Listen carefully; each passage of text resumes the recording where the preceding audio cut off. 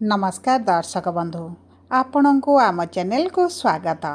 आपणकर जदि मकर राशि तेबे एही भिडियोटी आपण मानक पई सेतिपई निजर व्यस्त बहुल समय मध्यरु मात्र 10 मिनिट समय आपण निज पाई दियंतु एवं जानतु एही 2025 र डिसेंबर मासटी आपणकर केमिति रहिबा। देखंतु एही डिसेंबर मासर राशिफलटी अन्य मास गुड़िक परि सामान्य राशिफल नुहे, कारण एही मासरे छोट बड़ ग्रह को जदि गणना करा जाए तेबे 5टी ग्रह करिवे राशि परिवर्तन एवं सेथि मध्यरु गोटे एमिति गोचर हेबाकु जाउछि जे आपणकर वर्तमान बा पूर्वरु जे सब समस्या चलीथिला सेतिपई चिंता करिवार आपणकर कौनसी भी आवश्यकता नाही, कारण एही डिसेंबर मासर राशिफल रे आपणकर सेही ग्रह मानक परिवर्तन विषय रे जानिबे जे आप माने आपणक जीवन रे किछि गोटे बड़ परिवर्तन करिवो। तेबे आसंतु जानिबा एही डिसेंबर मास कोन आनिछि परिवर्तन आपणक जीवन रे एवं विशेष भाव में केउ क्षेत्र गुड़िकर परिवर्तन आनिबो ता सहित जानिबा एही जो 5टी ग्रह राशि परिवर्तन करिवे सेथि मध्यरु केउ ग्रह गुड़िक आपनको शुभ फल देबे एवं केउ ग्रह गुड़िक आपणक पई अशुभ फल प्रदान करिवे एही भिडियो रे विस्तृत भाव में आलोचना करिबा। ता सहित भिडियोर शेष भाग रे एही सब अशुभत्व को दूर करिबा पई किछिटा सहज प्रतिकार मध्य दिया जिवो, जहाँ आपणकर एही मासर शुभाशुभ फल को द्विगुणित करिबारे साहाय्य करिवो। तेबे आसंतु विलंब न करी कार्यक्रमटी को आग को बढ़ाइबा। किंतु ता पूर्वरु जदि आपणकर मकर राशि होइथाए एवं आपण भी ईश्वर को आंतरिक भक्ति एवं विश्वास करंती तेबे भिडियोटी को लाइक करंतु। कमेंट बॉक्स रे जय जगन्नाथ जय माँ लक्ष्मी अवश्य लिखि दियंतु। ता सहित आम सह जोगाजोग करिबा पई भिडियोर मध्य भाग रे एक व्हाट्सएप नंबर टी दिया जाइछि, जो नंबर साहाय्य आपण आम सह जोगाजोग करी निजर नूतन कुंडली प्रस्तुत करि परिबे, कुंडली विश्लेषण कराई परिबे किंबा आपणकर चाकरी विवाह व्यवसाय प्रेम संपर्क शिक्षा स्वास्थ्य को नहीं किछि समस्या रहिछि ताहार सहजरे एवं स्वल्प मूल्य रे समाधान करि परिबे। सेथिपई आपण आम सह शेष पर्यंत जोड़ी होई रुहंतु एवं व्हाट्सएप नंबर माध्यम रे आम सह जोगाजोग करंतु। एबे आसंतु कार्यक्रमटी को आग को बढ़ाइबा एवं सर्वप्रथम जानिबा आपणक राशि रे एही डिसेंबर मास 1 तारिख ठारू नवग्रहकर स्थितिटी किभଳି रहिबो। देखंतु आपणकर द्वितीय गृह रे राहु, तृतीय गृह रे शनि, सप्तम गृह रे देवगुरु बृहस्पति, अष्टम गृह रे केतु, दशम गृह रे बुध एवं एकादश गृह रे सूर्य मंगल शुक्र विराजमान करिसंती, जहा फल रे सेही गृह गुड़िकरे सेमानकर प्रभाव अधिक रहिबो। तेबे सर्वप्रथम आसंतु जानिबा एही डिसेंबर मास 1 तारिख ठारू आपणक कर्मक्षेत्र चाकरी व्यवसाय किभଳି रहिबा पई जाउछि। देखंतु आपणकर कर्मर गृहर स्वामी हेउछंती शुक्र, जे आपणक लाभर गृह रे विराजमान करिसंती। ता सहित आपणक राशिर स्वामी शनि आपणक तृतीय गृह रे गुरुंक राशि रे विराजमान करिसंती। तेबे देखंतु आपणक बुध जेहेतु दशम गृह रे विराजमान करिसंती एवं 6 डिसेंबर पर्यंत रहिबे आपणको निश्चित भाव में शुभ फल प्रदान करिवे। एही समय मध्य जदि आपण नूतन व्यवसाय आरंभ करती किंबा नूतन चाकरी संधान रे अछंती तेबे मध्य आपणको चाकरी हो जिवार बहुत अधिक संभावना अछि।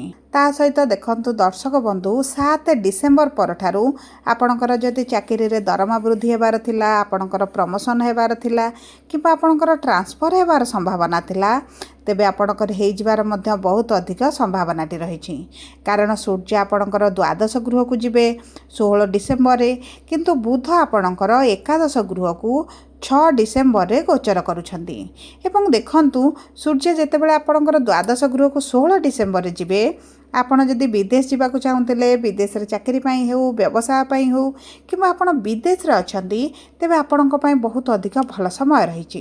एवं देखंतु आपणको वैदेशिक मुद्रा मध्य मिल पारे, विदेश संबंधित जदि आपण किसी कार्य करूछंती, एक्सपोर्ट इंपोर्ट रो कार्य करूछंती किंबा आपणकर जेकोनोसी विदेश संबंधित कार्य रहिछि सेथिरे मध्य आपण लाभ देखिबे। 16 डिसेंबर पूर्वरु जदि आपण किसी नूतन व्यवसाय आरंभ करिबा पई चाहूछंती, पुराना व्यवसाय छडी आपण एक नूतन व्यवसाय करिबा पई ଚାହୁଁଛନ୍ତି କିମ୍ବା ଆପଣଙ୍କ ବ୍ୟବସାୟକୁ ବିସ୍ତାର କରିବା ପାଇଁ ଚାହୁଁଛନ୍ତି, ବ୍ୟବସାୟକୁ ଆଗକୁ ବଢ଼ାଇବାକୁ ଚାହୁଁଛନ୍ତି, ତାହା ମଧ୍ୟ ଆପଣଙ୍କ ପାଇଁ ଭଲ ରହିବ। ଏବଂ ଦେଖନ୍ତୁ, ଯଦି ଆପଣ ଏହି ସମୟ ମଧ୍ୟରେ ପୁରୁଣା ଚାକିରି ଛାଡ଼ି ନୂତନ ଚାକିରି ଜଏନ୍ କରିବା ପାଇଁ ଚାହୁଁଛନ୍ତି, ଆପଣଙ୍କୁ ବହୁତ ଗୁଡ଼ିଏ ସୁଯୋଗ ଆସୁଛି, ତେବେ ଆପଣ ହାତଛଡ଼ା କରନ୍ତୁ ନାହିଁ। ଏହା ମଧ୍ୟ ଆପଣଙ୍କ ପାଇଁ ବହୁତ ଅଧିକ ଲାଭଦାୟକ ରହିବ। ଏବଂ ଦେଖନ୍ତୁ, ଆପଣଙ୍କ କର୍ମକ୍ଷେତ୍ରରେ ଯଦି ଆପଣଙ୍କର ସହଯୋଗୀମାନେ ହୁଅନ୍ତୁ, ଉଚ୍ଚ ଅଧିକାରୀମାନେ ହୁଅନ୍ତୁ, ଆପଣଙ୍କ ସହିତ ଶତ୍ରୁତା କରୁଥିଲେ ଏବଂ ବିଭିନ୍ନ ପ୍ରକାର ସମସ୍ୟା କାରଣରୁ ଆପଣଙ୍କ କର୍ମକ୍ଷେତ୍ରରେ ଆପଣ ଅସନ୍ତୋଷ ଅନୁଭବ କରୁଥିଲେ, ତେବେ ଚିନ୍ତା କରିବାର କୌଣସି ବି ଆବଶ୍ୟକତା ନାହିଁ। ଆପଣଙ୍କ କର୍ମର ଗୃହର ସ୍ୱାମୀ ଲାଭର ଗୃହରେ ଥିବାରୁ ଆପଣଙ୍କର ସମସ୍ୟା ଗୁଡ଼ିକ ଦୂର ହୋଇଯିବ। ଆପଣ କଳବଳ କୌଶଳେ ନିଜର କାର୍ଯ୍ୟକୁ ହାସଲ କରିନେବେ ଏବଂ ଦେଖନ୍ତୁ, ଆପଣଙ୍କ ସହିତ ସମସ୍ତେ ମିତ୍ରତା ଆଚରଣ କରିବେ। ଯଦିଓ ଆପଣଙ୍କ ପଛପଟେ ଆପଣଙ୍କ ସହିତ ଶତ୍ରୁତା କରୁଛନ୍ତି, ଆପଣଙ୍କ ବିରୁଦ୍ଧରେ ରହିଛନ୍ତି, ଆପଣଙ୍କ ବିରୁଦ୍ଧରେ ଷଡ଼ଯନ୍ତ୍ର କରୁଛନ୍ତି, ତଥାପି ବି ଆପଣଙ୍କର କୌଣସି କ୍ଷତି କରିପାରିବେ ନାହିଁ। ଯଦି ଆପଣଙ୍କର ଉପରେ କିଛି ମିଥ୍ୟା ଆରୋପ ଲାଗିଛି, ତାହା ମଧ୍ୟ ଆପଣଙ୍କର ସମାଧାନ ହୋଇଯିବ। ଏବଂ ଯଦି ଆପଣ ଏହି ସମୟ ମଧ୍ୟରେ ସେୟାର ମାର୍କେଟ, ଲଟେରୀ କିମ୍ବା ସେହିଭଳି ସଂସ୍ଥାରେ କିଛି କାର୍ଯ୍ୟ କରୁଛନ୍ତି, କିମ୍ବା ଆପଣ ଟିଚର ଅଛନ୍ତି, ଇନଫ୍ଲୁଏନ୍ସର ଅଛନ୍ତି, ସୋସିଆଲ ମିଡ଼ିଆରେ କାର୍ଯ୍ୟ କରୁଛନ୍ତି, କିମ୍ବା ଆପଣ ଅନଲାଇନ୍ ଡିଜିଟାଲରେ କାମ କରୁଛନ୍ତି, ସଫ୍ଟୱେରରେ କାମ କରୁଛନ୍ତି, ଆପଣଙ୍କ ପାଇଁ ବହୁତ ଭଲ ସମୟ ରହିଛି। ଆପଣଙ୍କୁ ଏହିସବୁ କ୍ଷେତ୍ର ଗୁଡ଼ିକରେ ଆକାଶ ଛୁଆଁ ସଫଳତା ପ୍ରାପ୍ତି ହେବ। ଏବେ ଆସନ୍ତୁ ଜାଣିବା କିପରି ରହିବ ଆପଣଙ୍କର ଆର୍ଥିକ କ୍ଷେତ୍ର। ଦେଖନ୍ତୁ, ଆପଣଙ୍କର ଦ୍ୱିତୀୟ ଗୃହ ହେଉଛି ଧନର ଗୃହ ବା ଅର୍ଥର ଗୃହ ଏବଂ ସେହି ଗୃହରେ ରାହୁ ବିରାଜମାନ କରିଛନ୍ତି। ଆପଣ ଚାଲାକ, ଚତୁର, ବୁଦ୍ଧିମାନ ହେବା ସହିତ ଆପଣଙ୍କ ବାଣୀରେ ଏଭଳି ମଧୁରତା ଆସିବ, ଆପଣ କଥା କହି ମଧ୍ୟ ଆପଣଙ୍କ କାର୍ଯ୍ୟକୁ ହାସଲ କରିଦେବେ। ଯେଉଁ କାର୍ଯ୍ୟଗୁଡ଼ିକ ଆପଣଙ୍କର ପୂର୍ବରୁ ପେଣ୍ଡିଂ ରହିଥିଲା, ଆପଣଙ୍କର ହୋଇପାରୁନଥିଲା, ସେହି କାର୍ଯ୍ୟଗୁଡ଼ିକ ମଧ୍ୟ ହେବା ଆରମ୍ଭ ହେବ। ଏବଂ ଆପଣଙ୍କର ଆର୍ଥିକ କ୍ଷେତ୍ରରେ ଯେଉଁ ସମସ୍ୟା ଚାଲିଛି, ଆପଣ ଅର୍ଥ ରୋଜଗାର କରୁଛନ୍ତି କିନ୍ତୁ ସେଭିଂ ହୋଇପାରୁନି ଏବଂ ଆପଣଙ୍କର ଋଣ ବଢ଼ିବାରେ ଲାଗିଛି, ଆପଣଙ୍କର କରଜ ବଢ଼ିଯାଉଛି, ଆପଣ କରଜ ଶୁଝି ପାରୁନାହାନ୍ତି, ସେଥିରେ ମଧ୍ୟ ଆପଣ ଶୁଭ ପରିବର୍ତ୍ତନ ଦେଖିବେ। ଆପଣ ନିଜର ଅର୍ଥକୁ ଭବିଷ୍ୟତ ପାଇଁ କିଛିଟା କାର୍ଯ୍ୟରେ ଇନଭେଷ୍ଟ କରିପାରନ୍ତି, ଆପଣଙ୍କ ଭବିଷ୍ୟତ ପାଇଁ ସେଭିଂ ମଧ୍ୟ କରିପାରନ୍ତି। ଏବଂ ତାହା ସହିତ ଏହି ସମୟରେ ସୂର୍ଯ୍ୟ 16 ଡିସେମ୍ବର ପରେ ଯେତେବେଳେ ଦ୍ୱାଦଶ ଗୃହକୁ ଯିବେ, ଆପଣଙ୍କର ଟିକେ ଖର୍ଚ୍ଚ ବଢ଼ିଯିବ। ଆପଣ ନିଜ ପାଇଁ ହେଉ, ପରିବାର ବର୍ଗଙ୍କ ପାଇଁ ହେଉ, ଆପଣ ଅର୍ଥ ଖର୍ଚ୍ଚ କରିବା ଆରମ୍ଭ କରିବେ। ତାହା ସହିତ ଆପଣଙ୍କର ମେଡ଼ିକାଲରେ ମଧ୍ୟ କିଛିଟା ଅର୍ଥ ଖର୍ଚ୍ଚ ହୋଇପାରେ। ଆପଣଙ୍କ ପ୍ରିୟଜନଙ୍କ ପାଇଁ ହେଉ, ଆପଣଙ୍କ ପରିବାର ବର୍ଗ, ରିଲେଟିଭଙ୍କ ପାଇଁ ହେଉ, ଆପଣଙ୍କର ମେଡ଼ିକାଲକୁ ଦୌଡ଼ିବାକୁ ମଧ୍ୟ ପଡ଼ିପାରେ। ସେଥିପ୍ରତି ଆପଣଙ୍କୁ ଟିକେ ଦୃଷ୍ଟି ଦେବାକୁ ପଡ଼ିବ। ନଚେତ ଯଦି ଆପଣଙ୍କର ଅର୍ଥ କୌଣସି ଜାଗାରେ ଫସିକି ରହିଛି, ଆପଣଙ୍କୁ ଏହି ସମୟ ମଧ୍ୟରେ ମିଳିଯିବାର ସମ୍ଭାବନାଟି ଦେଖାଯାଉଛି। ଏବେ ଆସନ୍ତୁ ଜାଣିବା କିପରି ରହିବ ଆପଣଙ୍କ ବୈବାହିକ ସମ୍ପର୍କ ଏବଂ ବିବାହର ଯୋଗ। ଦେଖନ୍ତୁ, ଆପଣଙ୍କ ସପ୍ତମ ଗୃହରେ ଦେବଗୁରୁ ବୃହସ୍ପତି ବିରାଜମାନ କରିଛନ୍ତି ଏବଂ ଗୁରୁ ହେଉଛନ୍ତି ଶୁଭ କାର୍ଯ୍ୟର, ମଙ୍ଗଳିକ କାର୍ଯ୍ୟର କାରକ ଗ୍ରହ। ତେଣୁକରି ସମସ୍ତ ମକର ରାଶିର ବ୍ୟକ୍ତି ବିଶେଷଙ୍କ ପାଇଁ ବହୁତ ଅଧିକ ଶୁଭ ସମୟ ରହିଛି ବିବାହର। ଏହି ସମୟ ମଧ୍ୟରେ ଆପଣଙ୍କର ଯଦି ପୂର୍ବରୁ ବହୁତ ବିବାହ ଆସି ଭାଙ୍ଗି ଯାଉଥିଲା ଏବଂ ଯେଉଁମାନଙ୍କର ବିବାହର ପରିସ୍ଥିତି ଦେଖାଯାଉନଥିଲା, ବୟସ ବଢ଼ିଗଲାଣି, ବିବାହ ହୋଇପାରୁନାହିଁ, ସେହି ବ୍ୟକ୍ତିମାନଙ୍କର ମଧ୍ୟ ଏହି ସମୟ ମଧ୍ୟରେ ବିବାହ ହୋଇଯିବ। କାରଣ ଗୁରୁ ଦୀର୍ଘ 12 ବର୍ଷ ପରେ ଆପଣଙ୍କର ବିବାହର ଗୃହକୁ ଆସିଛନ୍ତି। ମଧ୍ୟ ଆପଣଙ୍କ ବିବାହ ହେବାର ବହୁତ ଅଧିକ ସମ୍ଭାବନା ରହିଛି। ତାହା ସହିତ ଦର୍ଶକ ବନ୍ଧୁ, ଯଦି ଆପଣ ପ୍ରେମ ବିବାହ କରିବା ପାଇଁ ଚାହୁଁଛନ୍ତି ଏବଂ ଘର ଲୋକଙ୍କର ସହମତି ମିଳୁନି, ତେବେ ମଧ୍ୟ ଆପଣଙ୍କର ପ୍ରେମ ବିବାହ ହୋଇପାରେ, ପରିବାର ଲୋକଙ୍କ ସହମତିରେ ହୋଇପାରେ। ଏବଂ ଆପଣ ଯଦି ଦ୍ୱିତୀୟ ବିବାହ କରିବା ପାଇଁ ଚାହୁଁଛନ୍ତି, ତାହା ମଧ୍ୟ ଆପଣଙ୍କ ପାଇଁ ଶୁଭଦାୟକ ରହିବ। ଏବଂ ଯେଉଁ ବୈବାହିକ ଦମ୍ପତିକ ସମ୍ପର୍କ ଭିତରେ ମନମାଳିନ ମତଭେଦ ଚାଲିଥିଲା, ସେମାନଙ୍କର ସେହି ସବୁ ସମସ୍ୟା ଗୁଡ଼ିକ ଦୂର ହୋଇଯିବ। ପତି ପତ୍ନୀଙ୍କ ମଧ୍ୟରେ ବୁଝାମଣାଟି ବଢ଼ିଯିବ। ପରିବାରରେ ଯେଉଁ ଅସନ୍ତୋଷ ଆପଣ ଅନୁଭବ କରୁଥିଲେ, ପରିବାର ଭିତରେ ଆପଣ ଅଣନିଶ୍ୱାସୀ ଭଳି ଅନୁଭବ କରୁଥିଲେ, ଆପଣଙ୍କ ସମ୍ପର୍କରେ ତୃତୀୟ ଲୋକଙ୍କ ହସ୍ତକ୍ଷେପ ବଢ଼ିଯାଇଥିଲା ଭଳି ଅନୁଭବ କରୁଥିଲେ, ତେବେ ମଧ୍ୟ ଏହିସବୁ ସମସ୍ୟାରୁ ଆପଣ ବାହାରକୁ ଆସିବେ। ଏବେ ଆସନ୍ତୁ ଜାଣିବା କିପରି ରହିବ ଆପଣଙ୍କର ଶିକ୍ଷା ଏବଂ ସନ୍ତାନର ଯୋଗ ଏହି ଡିସେମ୍ବର ମାସ 1 ତାରିଖ ଠାରୁ।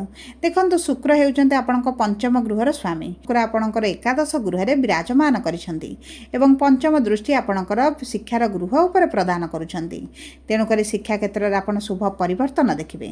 ତା ସହିତ ଗୁରୁଙ୍କର ଦୃଷ୍ଟି ଆପଣଙ୍କର ରାଶିକୁ ରହିଥିବାରୁ ଆପଣ ଯଦି ଏହି ସମୟ ମଧ୍ୟରେ କିଛି ସରକାରୀ ଚାକିରି ପାଇଁ ଇଣ୍ଟରଭ୍ୟୁ ଏଣ୍ଟ୍ରାନ୍ସ ଦିଅନ୍ତି, ପରୀକ୍ଷା ଦିଅନ୍ତି, ପ୍ରାଇଭେଟ୍ ଚାକିରିର କିଛି ପରୀକ୍ଷା ରହିଛି, ଆପଣଙ୍କୁ ବହୁତ ଅଧିକ ଶୁଭଫଳ ପ୍ରାପ୍ତି ହେବ। ଏବଂ ଯେଉଁ ବ୍ୟକ୍ତିମାନେ ସନ୍ତାନ ପ୍ରାପ୍ତିରୁ ବଞ୍ଚିତ ରହିଥିଲେ, ସେମାନଙ୍କ ସନ୍ତାନ ପ୍ରାପ୍ତିର ବହୁତ ଅଧିକ ସମ୍ଭାବନାଟି ବଢ଼ିଯାଉଛି। ଆପଣ ଡାକ୍ତରଙ୍କ ସହ ଯୋଗାଯୋଗ କରି ବହୁତ ଗୁଡ଼ିଏ ପୂଜା ବିଧି ପାଠ କରିବା ପରେ ମଧ୍ୟ ଆପଣଙ୍କୁ ସନ୍ତାନ ପ୍ରାପ୍ତିରୁ ବଞ୍ଚିତ ରହିଥିଲେ ତେବେ ଆପଣଙ୍କର ଚିନ୍ତା କରିବାର କୌଣସି ଆବଶ୍ୟକତା ନାହିଁ। ଆପଣଙ୍କ ସନ୍ତାନ ପ୍ରାପ୍ତିର ବହୁତ ଅଧିକ ଯୋଗ ବନୁଛି। ଏବେ ଆସନ୍ତୁ ଜାଣିବା କିପରି ରହିବ ଆପଣଙ୍କର ସ୍ୱାସ୍ଥ୍ୟ ଏହି ଡିସେମ୍ବର ମାସ 1 ତାରିଖ ଠାରୁ। ଦେଖନ୍ତୁ, ଆପଣଙ୍କର ସ୍ୱାସ୍ଥ୍ୟର ଗୃହର ସ୍ୱାମୀ ବା ଆପଣଙ୍କ ରାଶିର ସ୍ୱାମୀ ଶନିଦେବ ତୃତୀୟ ଗୃହରେ ବିରାଜମାନ କରିଛନ୍ତି। ଆପଣଙ୍କର ଅସ୍ଥି ସମ୍ବନ୍ଧିତ କିଛିଟା ସମସ୍ୟା ଆପଣ ଦେଖିପାରନ୍ତି। ଆଣ୍ଠୁ ଗଣ୍ଠି ଅଣ୍ଟାରେ କିଛିଟା ପେନ୍ ହୋଇପାରେ। ତା ସହିତ ଗୁରୁଙ୍କର ଯେହେତୁ ଦୃଷ୍ଟି ରହିଛି ଆପଣଙ୍କର ମୋଟାପା ବଢ଼ିପାରେ। ଆପଣଙ୍କ ଖାଦ୍ୟ ପାନୀୟର ବହୁତ ଅଧିକ ଦାୟିତ୍ୱ ନେବାକୁ ପଡ଼ିବ ଏବଂ ଆପଣଙ୍କର ଡାଇଜେସନରେ ସମସ୍ୟା ଦେଖାଦେଇପାରେ। ଖାଦ୍ୟ ହଜମ ପ୍ରକ୍ରିୟାରେ ପେଟର ସମସ୍ୟା, ଗ୍ୟାସ୍ ଭଳି ସମସ୍ୟା ଆପଣ ଟିକେ ଅନୁଭବ କରିପାରନ୍ତି। ସେଥିପ୍ରତି ଆପଣଙ୍କୁ ଟିକେ ଦୃଷ୍ଟି ଦେବାକୁ ପଡ଼ିବ ଏବଂ ବାହାର ଖାଦ୍ୟକୁ ଯେତେ ବର୍ଜନ କରିବେ ଆପଣଙ୍କ ପାଇଁ ଭଲ ରହିବ। ସବୁପରେ ଆପଣଙ୍କର ଶୁଭାଶୁଭ ଫଳକୁ ଦ୍ୱିଗୁଣିତ କରିବା ପାଇଁ ଆପଣ ପ୍ରତିଦିନ ଶନିଙ୍କର ବୀଜ ମନ୍ତ୍ର 108 ଥର ପାଠ କରନ୍ତୁ। ତା ସହିତ ଗୁରୁଙ୍କର ବୀଜ ମନ୍ତ୍ର ଜପ କରନ୍ତୁ। ଆପଣ କାଉଙ୍କୁ କିଛି ଖାଦ୍ୟ ଦିଅନ୍ତୁ